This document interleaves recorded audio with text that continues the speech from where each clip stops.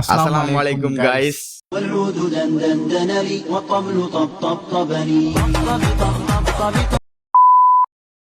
So hello guys, welcome to cricket dugout. ரொம்ப நாளுக்கு அப்புறம் உங்களை மீட் பண்ணுறதுல ரொம்ப சந்தோஷம். Myself Srikapilan Sridhar, with me GG. இன்னைக்கு நம்ம என்ன டிஸ்கஸ் பண்ண போகிறோம் அப்படின்னா ICC champions trophy 2025 matches. So அதை பற்றின டிஸ்கஷன் தான் இன்றைக்கி நடக்க போகுது. So let's get into the video. ஆக்சுவலாக வந்துட்டு மேட்சுக்கு ரிவ்யூ போடுறது தான் வந்துட்டு ஒரு பிளானு. ஆனால் வந்துட்டு சம் ரீசன்ஸ்னால பண்ண முடியல. அதனால் இப்போ வந்து மொத்தம் 6 மேட்ச் நடந்திருக்கு. இந்த 6 மேட்சையும் நம்ம வந்து இப்போ ரேங்க் பண்ண போகிறோம். இதில் வந்து நான் வந்து 6th பிளேஸில் வந்து என்ன வைக்கலாம்னு நினைக்கிறேன்னா வந்துட்டு சவுத் ஆஃப்ரிக்கா, ஆப்கானிஸ்தான் தான். அவனுங்க வந்து 305 அடிக்கும் போதே தெரிஞ்சிருச்சு கண்டிப்பாக ஆப்கானிஸ்தான் அடிக்கிறது டவுட்டு தான் சொல்லிட்டு. அப்புறம் ரஷீத் கான் வரப்போ மட்டும் கொஞ்சம் ஜாலியாக இருந்துச்சு, ஏன்னா இப்படி இருந்தாலும் அவன் அடிப்பான்னு சொல்லிட்டு. அவனும் வந்துட்டு கதையை கொடுத்துட்டு கிளம்பிட்டான் சீக்கிரம். 5th பிளேஸில் வந்து நியூசிலாந்து அண்ட் பாகிஸ்தான்.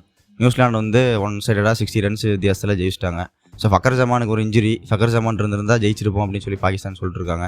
மேபி இருந்திருந்தால் கொஞ்சம் க்ளோஸாக போயிருக்கும். சிரிக்கிறதுக்கு ஒன்றும் இல்லை. நம்ம சின்னசாமி ஸ்டேடியத்தில் ஃபக்கர் ஜமான் 140 அடிச்சு ஜெயிச்சு கொடுத்தாரு, பழசம் மறக்க வேணாம். ஸோ அதனால் அது ஒரு 5th பிளேஸு. அதில் வந்துட்டு நான் வந்து எதை வந்து பெருசாக பார்க்குறேன்னா, பாபர் அசாம் வந்து அடுத்த டெஸ்ட் சாம்பியன்ஷிப் ஃபைனலுக்காக ப்ராக்டிஸ் பண்ணிட்டு இருந்தாரு. அது எனக்கு ரொம்ப பிடிச்சிருந்துச்சு. அடுத்து வந்து 4th பிளேஸில் வந்துட்டு நான் வந்து இந்தியா பங்களாதேஷ் வைக்கலான்னு இருக்கேன். அதில் என்னதான் அது வந்து லோ ஸ்கோரிங் மேட்சாக இருந்தாலுமே கொஞ்சம் போர் அடிச்சிச்சு. ஏன்னா லோ ஸ்கோரிங்னாலே எப்படி இருந்தாலும் டொக்கு போட்டு தான் ஆடுவாங்கன்னு தெரியும். அதில் வந்து அந்த கிரிடாய் மட்டும் ஆடும்போது கொஞ்சம் சுவாரஸ்யமாக இருந்துச்சு. ஏன்னா அவன் ஒருத்த மட்டும் மேக்ஸ்வெல் மாதிரி நின்று ஆட்டத்தை காமிச்சிட்டு இருந்தான். இனிமேல் வந்துட்டு இந்தியன் டீம் வைஸ் கேப்டனை பற்றி தப்பாக பேசக்கூடாதுன்னு இருக்கேன். ஏன்னா வந்துட்டு நான் பேச அவன் வந்து அடிச்சுட்டே இருக்கான்.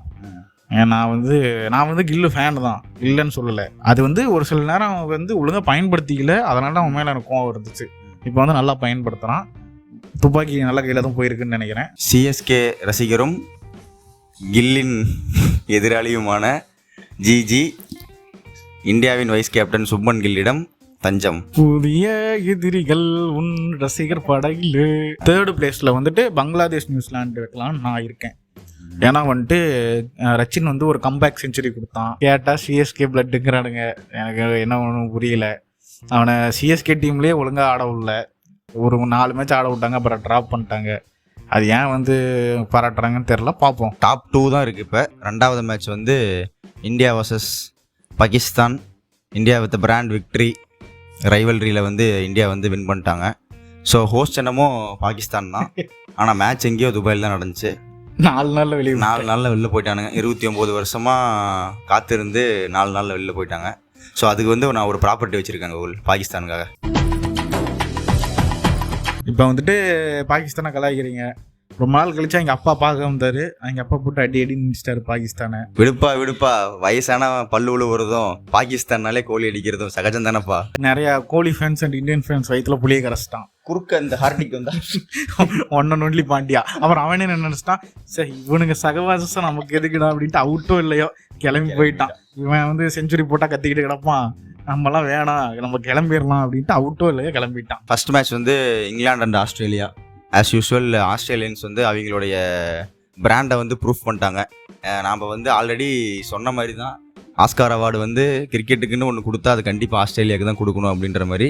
ஸ்ரீலங்காவில் போய் ஸ்ரீலங்கா கூட 2-0 தோத்துட்டு இங்கே வந்து இங்கிலாண்டை வந்து அசால்ட்டாக 356 ரன் சேஸ் பண்ணி ஜெயிச்சிருக்கானுங்க. அங்கே வந்துட்டு ஒரு 250 ஒரு 210 கூட அடிக்க முடியாத நிலைமையில் இருந்தானுங்கண்ணா அவனுங்க.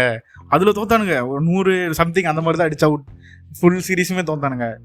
இங்கெல்லாம் என்ன ஆச்சுன்னா ஹெட்டு ஸ்மித் அவுட் ஆனோடனே கதை அவ்வளோதான், என்ன பிடிக்க போகிறாங்கன்னு நான் நினச்சேன். அப்புறம் இங்கிலீஷ் டீமே பிறந்துட்டாரு. அது என்னன்னா கோகுல், சுப்மன் கில் அடிக்கும்போது ஓகே ஜாஸ் இங்கிலீஷ் நல்லா ஆடினாரு, அலெக்ஸ் கேரி சூப்பராக ஆடினாரு. இப்போ கடைசியாக வந்து இதில் சோகமான விஷயம் என்னென்னா, ரொம்ப எதிர்பார்த்த மேட்ச் வந்துட்டு அம்பாண்டன்ட் ஆகி போச்சு. Australia versus south Africa. எவன் ஜெயிக்கிறானோ அவன் மேலே போயிருப்பான். அவன் தான் வந்து மாசுன்னு தெரிஞ்சிருக்கும். ஸோ இன்னும் இங்கிலாந்துக்கு ஒரு வாய்ப்பு இருக்குது. இங்கிலாந்துக்கு இன்னும் ஒரு வாய்ப்பு இருக்குது. அதுவும் இல்லாமல் ஆஸ்திரேலியா வந்து கடைசி 8 சாம்பியன்ஸ் ட்ராஃபி மேட்சஸில் 4 சாம்பியன்ஸ் ட்ராஃபி மேட்ச் வந்துட்டு நோ ரிசல்ட்டாக தான் வந்திருக்கு. அது என்ன எங்களுக்கு வந்து இப்போ வேர்ல்டு கப்னா இந்தியாவுக்கு மழை வர மாதிரி சாம்பியன்ஸ் ட்ராஃபினா இவனுங்களுக்கு மழை வந்துட மாட்டேங்குது. கரெக்டாக நம்ம குரூப்பில் வந்து நியூசிலாண்டும் இந்தியாவும் குவாலிஃபை. ஓகேவா? அப்போ வந்து இன்னொரு மேட்ச் இருக்குது இந்தியாவுக்கும் நியூசிலாண்டுக்கும். அந்த மேட்ச் வந்து யார் வந்து டேபிள் டாப் பண்ண போகிறாங்க அப்படிங்கிறதுக்கான டிசைடான மேட்ச் ஒன்று. ஸோ ரெண்டாவது மேட்ச் வந்து பங்களாதேஷுக்கும் பாகிஸ்தானுக்கும். ஸோ ஹோஸ்ட்டு 29 வருஷத்துக்கு அப்புறம் ஒரு ஐசிசி டோர்னமெண்ட் நடத்துகிறாங்க. ஸோ ஒரு மேட்சை ஜெயிக்கிட்டோம் அப்படிங்கன்னு ஒரு அதுவும் தெரில, மேபி 50-50 தான். அந்த மேட்ச் நம்ம வெயிட் பண்ணி பார்ப்போம். இங்கிலாந்துக்கு இன்னொரு கேட் ஓப்பன் ஆயிருக்கு. ஸோ ஆப்கானிஸ்தான் கூட வின் பண்ணி சவுத் ஆஃப்ரிக்கா கூட வின் பண்ணால் மேபி ஒரு குவாலிஃபிகேஷனுக்கான ஒரு வாய்ப்பு இருக்குது. எனக்கு தெரிஞ்சு அந்த குரூப்பில் வந்து சவுத் ஆஃப்ரிக்காவும் ஆஸ்திரேலியாவும் குவாலிஃபை ஆவாங்கன்னு நான் நினைக்கிறேன். நானும் அதே தான் நினைக்கிறேங்கண்ணா. ஏன்னா மேபி நாளைக்கு இங்கிலாந்து ஆப்கானிஸ்தான் மழை வந்துருச்சுனாலும் அவங்க கதை முடிஞ்சிச்சு, அவ்வளோதான். 2011 2012 சரி 2023. ஸோ ஐசிசி ஈவெண்ட்ஸ்லாம் வந்து எப்போ இந்தியாவில் ஹோஸ்ட் பண்ணுறாங்க அப்படின்னாலுமே பாகிஸ்தான் 2015 ஒரு வேர்ல்டு கப் நடந்துச்சுல்ல, வெஸ்ட் இண்டீஸ் கப் அடிச்சாங்கல்ல. ஸோ அப்போ இந்தியா ஹோஸ்ட் பண்ணும்போது பாகிஸ்தான் வந்து எந்த இஷ்யூஸுமே இல்லாமல் வந்துடுறாங்க. இந்தியா வந்து ஏன் பிசிசிஐ ஐசிசி அப்படின்னு பிரித்து வைக்கிறதுக்கு பதிலாக PICC board of cricket India அப்படின்னு சொல்லி வச்சிடலாம்னு நினைக்கிறேன். இப்போ இந்தியா என்ன டிமாண்ட் பண்ணுறாங்களோ அதை தான் வந்து ஐசிசி கேட்டுட்டு இருக்கு, ஃபேவர் பண்ணிட்டு இருக்காங்க. இப்போ எப்படின்னா நமக்கு மட்டும்தான் ரெவன்யூ வரணும் அப்படின்னா அவங்களுக்கு மட்டும் ரெவன்யூ வரக்கூடாது அப்படின்னு நினைக்கிறாங்களா என்ன தெரியல. சரி, நம்ம இந்த பிசிசி பாலிடிக்ஸ் வந்து நம்ம தனியாக ஒரு செஷன் பண்ணுவோம் Google. Okay guys, champions trophy வந்து நல்லபடியாக போயிட்டு இருக்கு. இந்த வரைக்கும் எந்த பிரச்சனையும் இல்லை, எந்த காவும் வாங்கலை, எந்த பாம்பும் விழுவல. பொறுத்திருந்து பார்ப்போம் ஏதாச்சும் விழுவுது. இந்த வீடியோ பிடிச்சிருந்தா லைக் பண்ணுங்கள், ஷேர் பண்ணுங்கள், கமெண்ட் பண்ணுங்கள், சப்ஸ்கிரைப் பண்ணுங்கள், உங்கள் ஃப்ரெண்ட்ஸுக்கு ஷேர் பண்ணுங்கள். ஸோ வந்துட்டு அடுத்த வீடியோவில் வந்துட்டு உங்களை வந்து சந்திக்கிறேன். அது வரைக்கும் ஜிஜி கபிலன், பை.